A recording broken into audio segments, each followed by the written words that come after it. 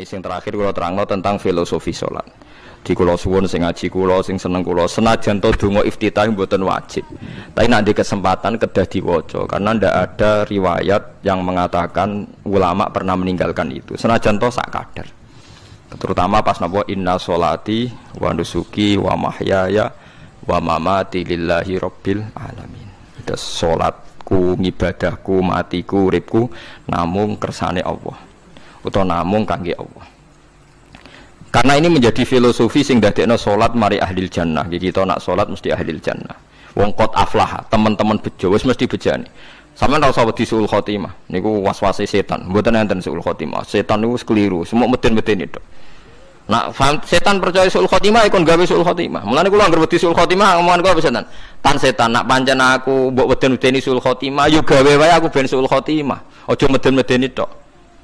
Dan kowe ketok dadi pangeran. Kowe dhewe ora siap dadi pangeran. Ya ora pangeran kok meden-medeni aku. Jadi setan memang harus dididik, kudu diancam, paham ya?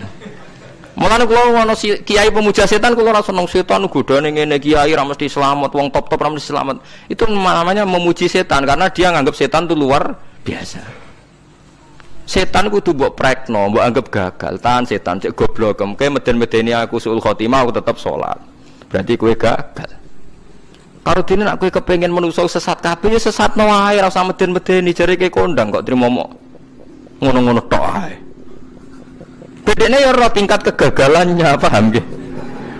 Jadi setan harus dididik bahwa dia juga sering gagal. Setan kan ingin manusia enggak sholat semua kan, zina semua, maling semua. Ternyata kita enggak maling.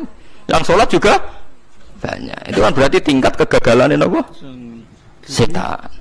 Lah kita ndak ora dan setan wis salat puluhan tahun digodho ilang gandane goblok kowe. Nak wong iku salat puluhan tahun berarti puluhan tahun dalam kegagalan setan. Kok wong salat berarti setane gagal. Mulane kula mbek setan niku saiki tambah wani.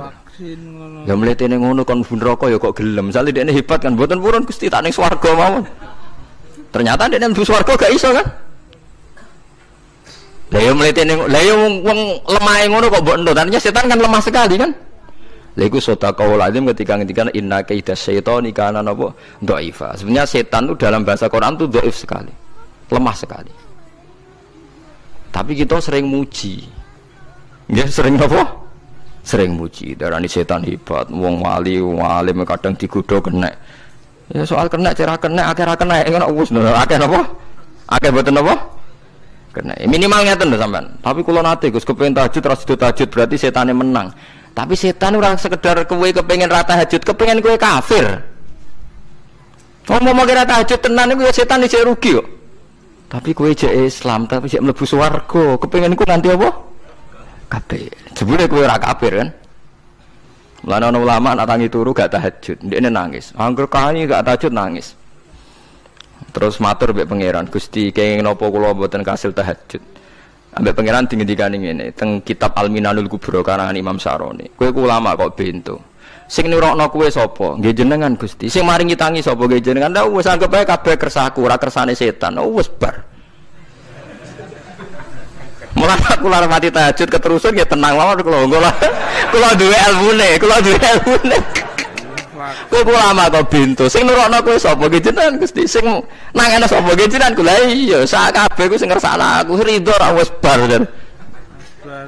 Mulane nek nak tangi ra di tahajud nggih ridho mawon. Apa meneh sebedino.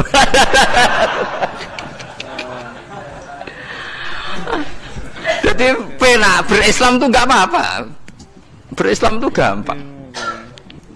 Ya kowe turu sing kersakno sapa? Nggih jenengan Gusti. Kowe tangi sing kersakno sapa? Lha iku sanggep bae ku kabeh kersaku bar.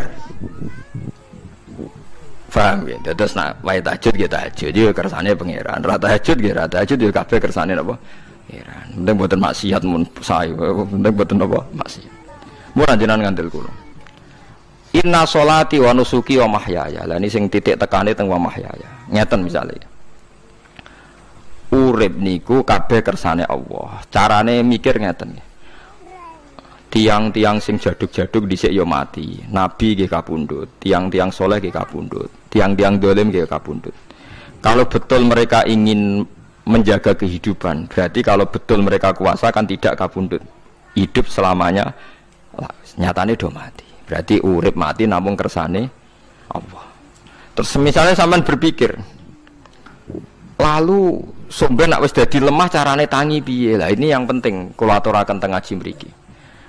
Kula sederenge ngaji nu sering akhir-akhire sering salat maca ayat liyahlika man halaka am bayyinati wa yahya man hayya napa am bayyinah. Tugas ulama itu jelasno ayat-ayatnya pengiran. Sampean saya tak bedai. Sekarang sampean Anda hidup itu tahu alasannya enggak? Kenapa Anda hidup? Enggak tahu kan? Kenapa kita masih hidup? Enggak tahu. Kenapa Anda wujud? Juga enggak tahu. Kita pernah enggak ada, tahu-tahu ada. Juga enggak tahu alasannya kenapa. Yang jelas di luar ikhtiar kita. Setelah kita katanya punya akal ya, saya bilang lagi loh. Setelah kita katanya punya akal terus bilang kita masih hidup karena orang kelindes truk. Karena enggak kena penyakit, karena jantung kita normal, paru-paru kita normal, terus kita bilang hidup. Jadi kita atas nama kebodohan bilang kita hidup karena jantung kita normal, paru-paru kita normal, semuanya normal, maka kita hidup. Nah ditakoi, lalu kapan kita mati? Setelah jantungnya rusak, paru-parunya rusak, terus kita mati. Tapi orang yang sama kalau ada bilang berarti yang menjadikan hidup itu jantung dan paru-paru. Lalu berarti zaman kita belum hidup itu jantung dan paru-paru harus ada dulu karena itu yang bikin hidup. Ya ada juga, dulu ada juga. Loh ya kalau jantung dan paru-paru semuanya normal menjadikan kita hidup berarti jantung dan paru-paru harus wujud dulu karena itu yang menciptakan kita hidup. Ya ada juga ya enggak tahu. Paling-paling nanti statusnya paru-paru jantung hanya dipakai alat Tuhan untuk menjadikan ada kehidupan yang kita kira ada. Padahal sebenarnya kehidupan ini juga enggak ada karena kita tidak tahu. Sing darani urip ku apa ya ora roh. Kowe roh maknane urip ku apa? Ulama kabeh sing alim-alim darani urip ku apa ora mati ngono tok jawabane. Perkara ora iso jelasno. Walane ning Arab al hayat bidul mamat sing darani urip iku ora mati. Karena enggak bisa dijelaskan, coba Anda menjelaskan. Kowe urip ku sebab apa? Ada nyawanya, nyawa itu di mana? Terus dia nempatnya di mana? Oh tempatnya di jantung ini saya. Suara iso dijelasno. Nah, ketika hidup Anda tidak bisa Anda jelaskan, kudune sok ben waya tangi sangka kubur juga enggak bisa dijelaskan. Karena wujud kita ya datang tanpa diundang dan tanpa ikhtiar kita. Nanti tangi sangka kubur ya orang nganggo ikhtiar sama kan? Sama-sama ada kesimpulan lillahi rabbil alamin. Nah, tapi manusia atas nama akal sawangane hidup ini ada alasannya. Karena kita ditangi ada bapak ibu terus kita jadi wujud. Lucu kan? Hidup ini disebut ada sebabnya. Tapi nanti mati sangka kubur terus tangi meneh dianggap enggak punya penyebab. Alasannya sudah dilemah kok. Kono meneh ku carane piye? Lah zaman kuwe ora ngono. Dadi ono saiki. Carane piye? Makanya kalau surah balik-balik bilang jika tangi sangka kubur iku mukhal berarti wujudnya Nabi Adam dan wujud yang sekarang lebih mukhal karena tanpa sebab. Ya tanpa apa? Sebab. Lho nggih to, aneh Nabi Adam mbek sampean saiki no. Dadi roh gentayangan dhisik kopo cucuk dadi sakmen iki. Do diutang, di kasus, do demenan. Aneh pundi? Aneh wujud yang sekarang karena wujud nanti ning ora-ora mahsyar wujud dari wujud yang sudah ada. Sementara wujud kita yang sekarang dari tidak ada. Lain ngomongane pangeran didik napa hal ata alal insani khidum minad dahri lam yakun syai'am mazkura. Manusia itu harus ingat bahwa dia pernah tidak ada. Nah, dari tidak ada ini menjadi ada adalah ayat bahwa wujudnya dia tidak ikhtiarnya dia sendiri. Mulane setan dinyak pangeran. Karo dene kok nyembah setan, ma asyattuhum khalqas samawati wal ardi wala khalqa anfusihim. Wa ma kuntum muttakhidhal mudillina aduda. Setan kok mbok dewak-dewakno piye? Apa setan melok gawe langit bumi? Ora. Apa setan gawe awake dhewe? Ora. Umpama setan gawe awake dhewe mesti dekne milah berpenampilan ganteng, gerduwe ku elek kabeh, wewe ge elek kabeh. Umpama dekne gawe awake dhewe milah dadi napa? Ganteng. Mulane tiyang sing pun wusul nak roh setan mlebu neraka. Wah, berarti setan ra hebat, mletene ngono jebule milah nggon neraka. Kudune nak hebat kan milah nggon apa? Swarga.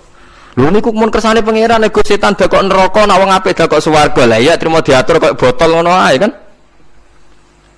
Artinya jika Anda bilang wis kersane pangeran setan dakok neraka, berarti setan mau koyok botol, koyok watu sing ditata sing duwe. Berarti setan ndak siapa? Siapa. Sama dengan kita ndak siapa? Siapa. Lam yakun syai'am Lah nek ora ngerti siapa-siapa terus wusul inna sholati wa nusuki wa mahyaya wa mamati lillahi rabbil alamin. Dadi urip kula mati kula sedanten ikhtiar kula namung kagungane napa jenengan. La syarikalah pun mboten enten tiyang sing sinten mawon mboten enten sing ngatur niku. Terus wa bidzalika umirtu wa ana napa minal muslimin, dan dengan keyakinan niki kita diperintah. Jadi donga iftitah senajan to mboten wajib tapi itu filosofi dalam hidup. Kersane jenengan napa nggih delok donya niku pun bar. Urip ya kersane pangeran ya mati kersane pangeran. Mula kadang nggih mikir aku nek mati bar mati jebule gak kiamat-kiamat tak kesuwen cah ngenteni atusan napa tahun misalnya. Anda tidak usah khawatir begitu. Zaman Nabi Adam nganti bapak amak wis saiki 7.000 tahun. Orang protes mbek pangeran, terlambat Gusti saya menyaksikan dunia karena 7.000 tahun yang lalu. Ya saniki kan pun tahun pinten toh? 7.000 umur dunia saniki pun pinten? SM itu kalau menurut penanggalan agama itu 5.000 tahun. Sebelum Masehi dihitung Nabi Adam itu, pokoknya dihitung langit bumi ini pinten? 5.000 tahun. Lah saniki tahun 2000 sekitar 7.000 tahun. Padahal wonten sing ramal umure donya mau pinten? 7.000 tahun. Dadi enak sing mun diutang-utang mun beres niki mun bar niku mun dianggap bar niku mun muntah ini. Jarine to. Dieling-eling nggih kula suwun senajan to ilmu niki mun lazim diyakini tiyang Islam. Tapi sampean ulang-ulang. Kados srengenge misalnya kula nek delok srengenge niku eling. Berarti urip ning swarga selawase-lawas iku mungkin. Karena Allah bisa menciptakan benda yang begitu panas tapi punya daya tahan atusan tahun. Pemenang nak cara discovery ya nak ngitung malah jutaan tahun yang lalu, malah bawa hitungan konti wajar dinosaurus 400 juta tahun. Padahal agama nanggali bumi namung pinten? 5.000 tahun sebelum napa Masehi. Tapi nak cara ngomong ilmuwan jutaan napa? Sing ngitung ya sapa terus? Apaan terus? Nah begini saja kalau sampai melihat matahari misalnya. Matahari itu kan bahannya panas sekali. Ternyata Allah bisa mengelola matahari seawet itu ribuan tahun. Apalagi ngelola kita. Kita ini untuk abadi lebih gampang.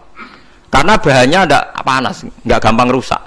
Terus gampang direproduksi, maksudnya gampang digantikan. Maksudnya yang di masa lo kan kena. Kayak rohin udah anak keriting akeh kok putune kan gampang. Lho kalau mikir mau gampang ya, misalnya buaya gitu masyhur dianggap hewan purba yang terlama. Manusa ilang wis ketok angel. Misalnya kayak boyo mati ana anake meneh, anake ana anake. Nabi Adam kan ngoten. Wong sitok di ketahanan sampai saiki, gonta-ganti wong. Artinya berarti ada gen Adam yang abadi sampai sekarang kan, karena setiap manusia sekarang berarti ada gennya ada. Artinya Allah memberi contoh betapa Allah bisa ngatur supaya fisik manusia gen ini abadi. Buktinya Adam nganti saiki kan masih kan? Lho nggih to, pasti di antara jasad kita kan ada unsur Adam. Lah ya Allah gawe sura, apa meneh kowe sebenarnya swarga ning neraka, Allah tetap punya cara untuk bikin abadi. Mbok piye carane? Tapi melihat Nabi Adam nganti tok sampeyan kan ana bukti Allah duwe cara ngabadekno unsur Adam. Karena tidak mungkin kan dalam diri kita sekarang nggak ada unsur sinten? Ada. Sama ndak oleh bantah. Tapi Adam piyambak kan pun kapundhut. Tetapi Adam yang sekarang sampai sampean saiki. Mbok tapi ya ora roh sampean sing turunane Qabil apa sing ora roh iso wae cek ngono ae. Wong jarene cerita. Qabil iku lahire ning swarga. Dirabekno mbek Labuda sing lahir ning bumi. Labuda ku elek gembrot. Habil lahir ning bumi rapati ganteng, dirabekno Iklima sing wayu. Lahiran swarga. Sire Qabil gak trimo, wong aku cah ganteng kok dientukno cah elek. Mulane saiki nek ana cah ganteng dientukno cah elek ra trimo ya kaya Qabil. Lah tapi enggak pikirane Nabi Adam ya ora roh ben silang ben sedengan. Mergo nek elek entuk elek kan malah musibah kan. Saiki anake ra melok dosa tapi eleke dobel. Misale keriting entuk keriting, elek entuk elek, fakir entuk fakir kan. Ya memperparah to nggih. Cara kula jan haram. Elek entuk elek rabi cara kula haram. Saiki anake kan ra apa-apa ujug-ujug Elek banget ora cuma elek napa? Elek napa? Banget. Jadi cerita kan ngoten, walhasil akhirnya tukaran, mergo Qabil gak terima. Pas tukaran dipisah Nabi Adam. Angger sing takorupe sukses berarti ikhtiare bener. Ya mau Habil nyembelih wedhus, sing Qabil seneng buah-buahan. Mulane seneng buah-buahan iku rada masalah, dianggap simbole wong-wong sing seneng mapan. Mulane kene Umar ora usah di buah-buahan akeh-akeh, cukup gedang siton, sesuk katesne siton, ora usah semua buah-buahan wonten. Kok iku risik kurbane sinten? Qabil. Tapi sing melarat teman-teman yo keliru. Dhisik Habil saleh iku omahe cek penuh daging, paham ya? Perkarane kurbane cek wedhus. Ora pitik, mergo bedigasan pitik niku. Dadi ada sebuah toreko sing ngaramno anak buahe mangan pitik. Perkarane wong ku kelakuane kaya sing dipangan. Ya repot ta ngoten niku. Repot. Ya repot lah ngono terus ya repot. Berarti nek sering mangan welut tak bulet. Ngono yo berlebihan. Toreko niku napa? Berlebihan, wis biasa mawon. Kula nggih mboten fanatik iki biasa. Tapi kalian kula ora seneng mangan. Jadi kan unsur hewani saya kan ndak banyak. Kula ora pati seneng napa mangan. Walhasil akhirnya Qabil korbannya enggak diterima. Habil diterima. Terus semenjak itu juga akhirnya walhasil Qabil mateni Habil. Jadi makanya konflik wedoan, konflik tertua, mental membunuh ya mental tertua. Pertama peradaban manusia itu dibangun rebutan wong wedok dan saling membunuh.